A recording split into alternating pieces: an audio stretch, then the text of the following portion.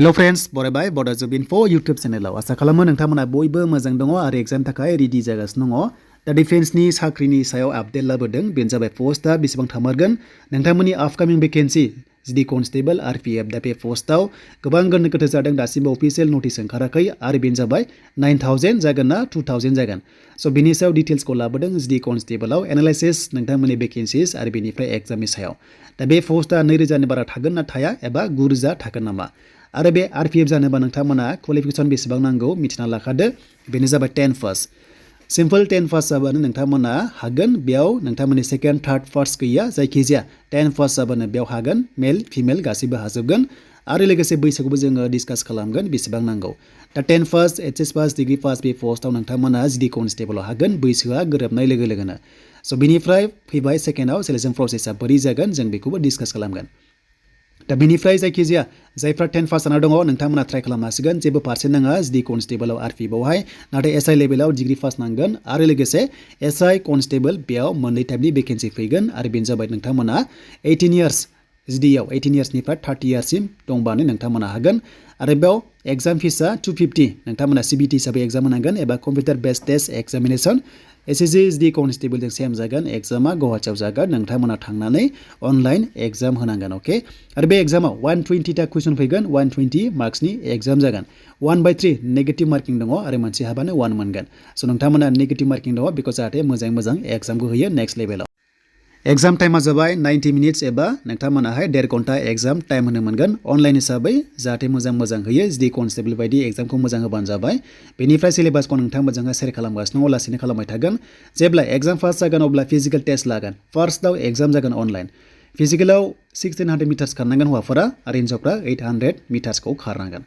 दा टाइमा जाबाय नोंथांमोना बेसेबां खारनांगोन नैबे 1600 मिटार्सखौहाय बेनो जाबाय जोबोर सर्ट टाइम 5 मिनिट 40 सेकेन्ड नोंथांमोना आर्मिजों समान खारनांगोन अके जेबो एक्सेलेन्ट खोथा गैया जायखिजाया नोंथांमोना बे टाइमाव खारनांगोन एन्ड बेनिफ्राय हिन्जावफ्रा 800 मिटार्सखौहाय बेसेबां समाव खारनांगोन जों बेखौबो नायगोन जे नोंथांमोनाहाय खारनांगोन बेखौहाय 3 मिनिटआव नोंथांमोना खारनांगोन 3 मिनिट 40 सेकेन्डआव नोंथांमोना खारनांगन।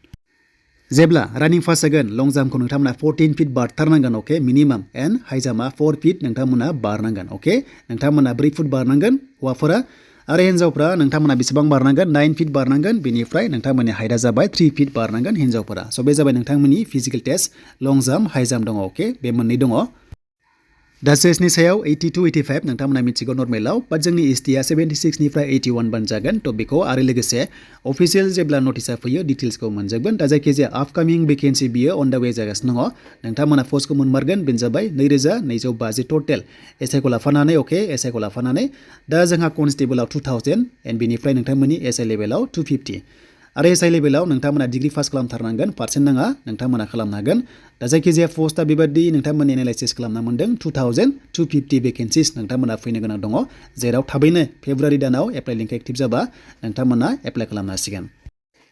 बेनिफ्राय डिफेन्स लाभार्स फैबावबाय मोनसेबाव आपडेट बेनो जाबाय एसएससी जिदि कनस्टेबल एडमिटआ नर्थ इस्टना होथ'वाखै आन्दायनाङा कर्नाटक ज'ना फैग्रोबाय बेखायनो नर्थ इस्टनि एडमिट कार्डआव फैनाय लोगो लोगो नोंथांमोना स्टेटासखौ नायनो हाथ'वा नाथाय बे एग्जामा ओंखारखाबाय डेटआ बेनो जाबाय अल इन्डिया एग्जाम जायो नालाय स' बिनि आनजादा नोंथांमोना अनलाइन जागोन बेनो जाबाय नोंथांमोनाहाय 20 फेब्रुवारि जानाय लोगो लोगो एग्जामा जागायसिगोन।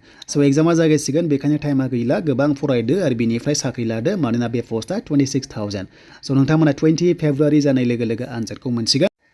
बेनिफ्राय नर्थ इस्ट एबा आसाम स्टेटनि एडमिटआ थाबैनो फैगोन 25 फेब्रुवारिनिफ्राय एग्जाम जानो हागौ आरो जेब्ला डेट फिक्स जायो नोंथां मोजां शेयार खालामगोन।